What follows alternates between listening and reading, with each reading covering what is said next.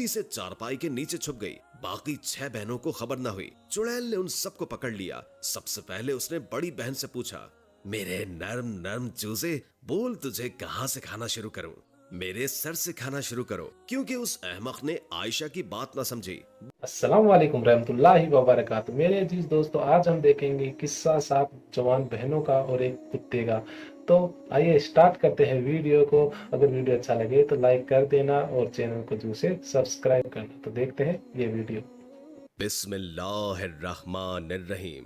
नाज़रीन, आज की वीडियो में हम आपको 7 जवान बहनों और कुत्ते के किस्से के बारे में बताएंगे, इसलिए वीडियो को आखिर तक लाजमन देखिएगा। बहुत ही पुराने जमाने का किस्सा है कि मुल्क ईरान में कालीन का कोई सौदागर रहता था। उसकी 7 बेटियां थी। बेटा कोई नहीं था, उसकी बीवी मर चुकी थी। उसने दूसरी शादी इसलिए नहीं की थी कि सौतेली माँ न जाने बच्चियों के साथ कैसा सलूक करेगी। सौदागर अपनी बच्चियों के साथ एक बहुत बड़ी हवेली में रहता था। उनका एक और साथी भी था, और वो था एक कुत्ता जिसका नाम जन्नादा था। जन्नादा सबसे छोटी बहन आयशा का लाडला था। उसने उसे पाल पोस कर बड़ा किया। आयशा उसे खाना खिलाती, उसको पिलाती और नहलाती और उसके साथ खेलती थी। वो जन्नादा से इस तरह बातें करती थी जैसे वो किसी इंसान से बात कर रही हो। जन्नादा असल में कुत्ता नहीं था, बल्कि वो एक जिन था, और जिन भी खुश मिजाज और इंसानों से मोहब्बत करने वाला था। बस दिल बहलाने के लिए वो कुत्ते की शक्ल में सौदागर के घर में रहने लगा था। सौदागर हर रोज सुबह सवेरे बाजार जाकर अपनी दुकान खोलता, कालीन बाहर निकालता और सजा कर रख देता।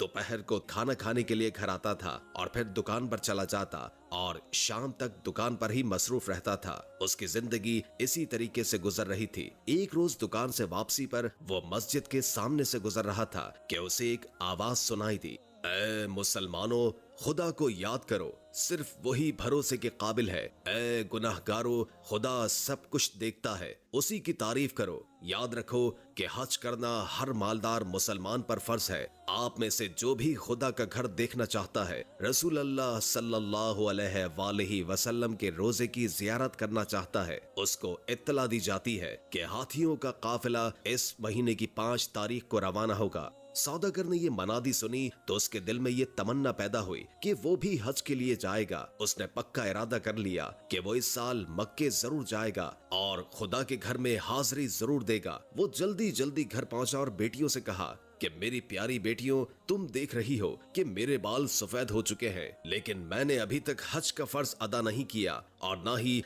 रसूल मकबूल हजरत मोहम्मद मुस्तफ़ा सल्लल्लाहु अलैहि वसल्लम का रोज़ा मुबारक देखा है। इस साल मैं ये फर्ज जरूर पूरा करूंगा, लेकिन मेरी बच्चियों, अगर मैं हज पर गया तो मुझे तुम्हारी फिक्र लगी रहेगी। मेरे पीछे तुम्हारी देखभाल करने के लिए कौन रहेगा? ये सुनकर उसकी बेटियां उदास होने के बजाय खुश हुईं और बड़ी लड़की कहने लगी, अब्बा जान, आप जरूर तशरीफ ले जाएं और हमारी फिक्र न करें, जन्नादा हमारी हिफाजत करेगा। आयशा ने भी बाप को तसल्ली दी। लड़कियों ने खुशी खुशी बाप का सामान बांधा और खाने पीने की चीजें पकाकर उसके साथ रख दी। कुछ चीजें कच्ची भी बांध दी ताकि बाप को लंबे सफर में किसी किस्म की तकलीफ का सामना न हो। उस जमाने में ईरान से मक्के जाने और वापस आने में 1 साल लग जाता था। सौदागर ने अपनी बेटियों के लिए साल भर के खाने पीने का सामान घर में डाल दिया। जरूरत की हर चीज खरीद कर दे दी ताकि लड़कियों को किसी किस्म की तंगी न हो। फिर उसने उन्हें नसीहत करते हुए कहा, घर से बाहर कदम नहीं रखना, कोई भी आए दरवाजा हरगिज नहीं खोलना। जब तक आप नहीं आएंगे हम दरवाजा नहीं खोलेंगे। लड़कियों ने अपने बाप से वादा किया। सौदागर ने बेटियों को गले लगाकर उनको प्यार किया और फिर उन्हें खुदा के हवाले करके हज पर रवाना हुआ। उसे यकीन था कि जन्नादा की मौजूदगी में घर के अंदर दाखिल होने की कोई भी जुर्रत नहीं करेगा। लड़कियों ने दरवाजे को अच्छी तरह बंद किया और हवेली में आराम से रहने लगी। जन्नादा उनके साथ था। वो सारा दिन सहन में उनके साथ खेलता था और रात को आयशा के पास सो जाता। कई हफ्ते इसी तरह गुजर गए। एक दिन दरवाजे पर जोर जोर से 3 बार दस्तक हुई। फिर एक औरत की आवाज आई, दरवाजा खोलो। सातों बहनें दरवाजे के पास जमा हो गईं और पूछा कि कौन है आप? बाहर खड़ी औरत बड़ी नरमी से बोली, प्यारी भांजियों, मैं तुम्हारी खाला हूँ, तुम्हारी अम्मी की सगी बहन। आयशा ने फौरन कहा, मेरे ख्याल से आपको गलत फहमी हुई है बड़ी बी, हमारी तो कोई खाला नहीं। हमारी अम्मी जान हमारे अब्बा जान की तरह अपने माँ बाप की अकलौती बेटी हैं, इसलिए हमारी ना तो कोई खाला है और ना ही कोई मामू। अब्बा जान के सिवा हमारा कोई रिश्तेदार नहीं, अलबत्ता खुदा है जो सबका है। अहमक लड़की, औरत ने बाहर से जवाब दिया। तुम तो उस वक्त पैदा भी नहीं हुई थी जब मेरी शादी हुई और मैं अपने माँ बाप का घर छोड़कर परदेश में चली गई। बड़ी प्यारी बच्चियां हो तुम। शाबाश, दरवाजा खोलो। देखो बहुत देर हो गई है और बाहर इतनी तेज धूप है कि मेरा भेजा पिघल रहा है। कोई साया भी नहीं है कि इसके नीचे खड़ी हो जाऊं। बड़ी अच्छी हो तुम, जल्दी से दरवाजा खोलो। थोड़ी देर आराम करके तुम्हें मजे मजे की कहानियां सुनाऊंगी, दूसरे मुल्कों के बारे में बताऊंगी, तुम्हारी अम्मी और नानी के बारे में बताऊंगी। बहनों ने एक दूसरे की तरफ देखा और फिर मशवरा करने लगी। नहीं, हरगिज नहीं, आयशा ने कहा। खुदा के वास्ते दरवाजा न खोलना। मुझे यकीन है कि ये औरत हमारी खाला नहीं है। अगर ये सचमुच हमारी खाला है तो भी हमें दरवाजा नहीं खोलना चाहिए, क्योंकि अब्बा जान ने सख्ती से मना किया था। और आप ये भी जानती हैं कि जो अपने माँ बाप का कहना नहीं मानते वो बड़े बदनसीब होते हैं। जन्नादा पास ही खड़ा था। वो एकदम भौंकने लगा। यानी मैं जन्नादा हूँ, आप सबका रखवाला हूँ। जो कोई भी आपको नुकसान पहुँचाएगा मैं उसकी बोटियां कर दूंगा। कुत्ते की आवाज सुनकर नकली खाला वहाँ से खिसकती हुई बोली, कितनी गंदी बू आ रही है इस कुत्ते से। जन्नादा जिन था, इसलिए वो बुढ़िया की आवाज से ही समझ गया कि वो कौन है। असल में वो चुड़ैल थी। जन्नादा को मालूम था कि वो बच्चियों को खाने के लिए आई है और चुड़ैल भी ये जानती थी कि जब तक ये जिन बच्चियों की निगरानी कर रहा है वो उन्हें नहीं खा सकती, क्योंकि कुत्ते जिन भूतों और चुड़ैलों के जानी दुश्मन होते हैं। सारी रात चुड़ैल घर के इर्द गिर्द मंडलाती रही। रात के वक्त वो अपनी असली शक्ल में घूम रही थी। लंबे लंबे तेज दांत, बाल ऐसे कि जैसे सांप कुंडली मारे बैठा हो। वो जोर जोर से चीख रही थी, इस घर में 7 छोटी छोटी लड़कियां हैं, कल मैं इन सबको चट कर जाऊंगी। कुत्ता सारी रात भौंकता रहा। मैं भी जन्नादा हूँ, इन बच्चियों का रखवाला हूँ, इनका तू बाल भी बीका नहीं कर सकती। अगले दिन फिर चुड़ैल औरत के भेष में आई और दरवाजा खटखटा कर बोली, प्यारी भांजियों, दरवाजा खोलो, मैं तुम्हें देखकर आंखों को ठंडा करूंगी। मेरी मरी हुई बहन की निशानी हो तुम। देखो, मैं तुम्हारे लिए तेज तेज के तोहफे लाई हूँ। जब चुड़ैल ने ये कहा तो बाकी 6 बहनें दरवाजा खोलने के लिए दौड़ी। नाना, आशा ने चीख कर कहा, हमने अब्बा जान से वादा किया था कि उस वक्त तक दरवाजा नहीं खोलेंगे जब तक कि वो खुद ना आए। और फिर हमारा कुत्ता जन्नादा सारी रात भौंकता रहा है। वो हमें बता रहा था कि ये औरत एक चुड़ैल है। आयशा ने अपनी बहनों को बहुत मना किया, उनको बहुत रोका, लेकिन बहनों ने गुस्से से उसे परे धकेल लिया और बुरा भला कहने लगी, तुम तो बेवकूफ हो, तुम और तुम्हारा कुत्ता दोनों। हमारी खाला आई है और हम दरवाजा न खोलें? वाह, फर्ज करो वो सचमुच की खाला नहीं है तो क्या फर्क पड़ेगा?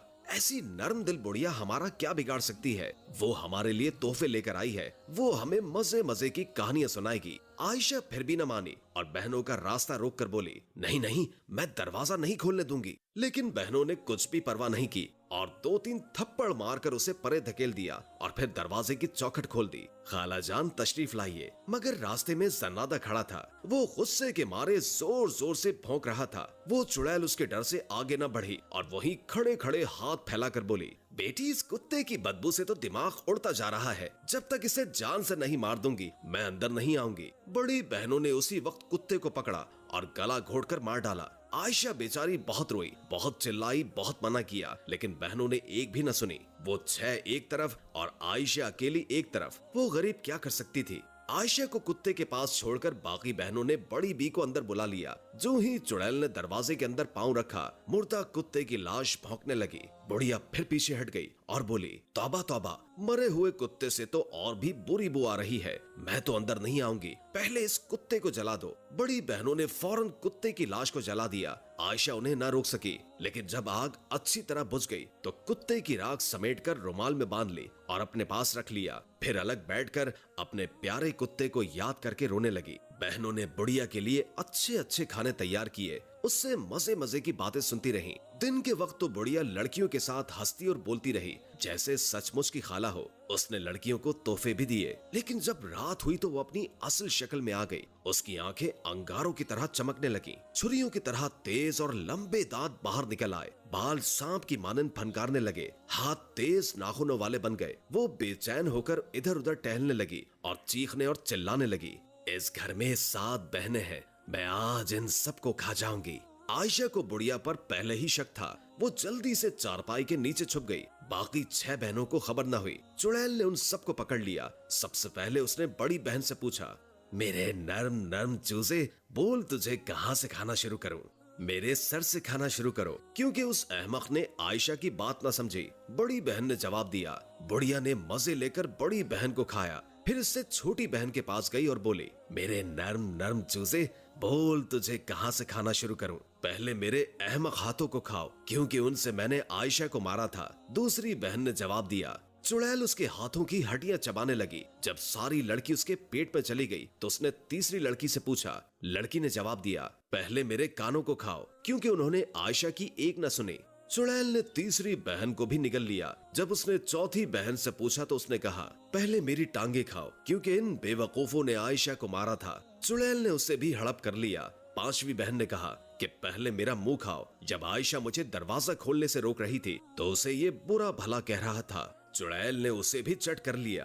अब उसने छठी बहन से पूछा तो वो बोली, पहले मेरी आंखें खाओ। उन्होंने ये नहीं देखा कि आयशा दरवाजा खोलने से क्यों मना कर रही है। चुड़ैल उसको भी हड़प कर गई। अब वो सातवीं बहन की तलाश में इधर उधर देखने लगी। हर कमरे में गई, सहन में ढूंढा। आखिर उसको मालूम हो गया कि आयशा चारपाई के नीचे छुपी हुई है। मुझसे बचकर कहाँ जाएगी? बोल, तुझे पहले कहाँ से खाऊं? आयशा मुंह से एक लफ्ज न बोली। उसने चुपके से पोटली निकाली जिसमें जन्नादा की राख थी। उसने पोटली चुड़ैल के मुंह पर दे मारी। ऐसा लगता था जैसे राख का हर जर्रा जन्नादा बन गया और भौंक भौंक कर कह रहा है कि मैं जन्नादा हूँ, इन लड़कियों का रखवाला। जो कोई ने नुकसान पहुंचाएगा मैं उसकी बोटियां नोच लूंगा। चुड़ैल डर के मारे दरवाजे की तरफ भागी। वो चीख रही थी, मुझे जाने दो, मुझे जाने दो, ये कुत्ता मुझे मार डालेगा। लेकिन कुत्ते की राख भौंके जा रही थी। मैं जन्नादा हूँ, मैं जन्नादा हूँ। इन आवाजों ने चुड़ैल के जिस्म में आग लगा दी और वो तड़प तड़प कर मर गई। आयशा चारपाई के नीचे से निकल आई और घर का दरवाजा बंद करके ताला लगा लिया। फिर ये ताला उसने उस दिन खोला जब उसके अब्बा जान हज से वापस आए थे। उम्मीद है कि आज की वीडियो आपको अच्छी लगी होगी। सो मेरे अजीज दोस्तों, काफी अच्छा ये वीडियो था। आपको कैसा लगा मुझे कमेंट करके जरूर बताना। इस वीडियो के अंदर हमें काफी कुछ सीखने को मिलता है कि हमें दूसरों पर नहीं, अपने खुद के घर वालों पे और अपनों पे विश्वास करना चाहिए। दूसरे पर विश्वास करोगे तो अपनी जान से हाथ धोना पड़ेगा। इस वीडियो के अंदर हमें 7 बहनों का एक किस्सा देखने को मिला, जहाँ एक कुत्ता उनके रखवाली करता है और उनके जो पिता है वो हज के लिए जाते हैं और उनके बहनों को कह के जाते हैं कि कोई भी और गेट नहीं खोलना है आपको जब तक मैं ना आ जाऊं। लेकिन उन बहनों में से एक बहन जो होशियार थी, समझदार थी, उन लोगों ने उसकी बात नहीं मानी। उसने काफी ज्यादा उनको बोला था कि गेट को मत खोलो, बाहर कोई हमारी मासी नहीं है। और लेकिन उन लोगों ने बात नहीं मानी और ना ही उस कुत्ते की जो भौंकने की आवाज थी उसको समझा कि वो भी भौंक भौंक के बता रहा है कि बाहर खतरा है। लेकिन उन 6 बहनों ने बात नहीं मानी और उस गेट को खोल दिया और उनको उनकी जान से हाथ धोना पड़ा। तो हमें काफी ज्यादा अच्छी सीख मिलती है कि हमें हमेशा अपनों की बात सुननी चाहिए और दूसरों पर विश्वास नहीं करना चाहिए। तो काफी ज्यादा अच्छी सीख के साथ इस वीडियो को मैं यही समाप्त करता हूँ। मिलता हूँ अगली वीडियो के अंदर, तब तक के लिए अल्लाह हाफिज।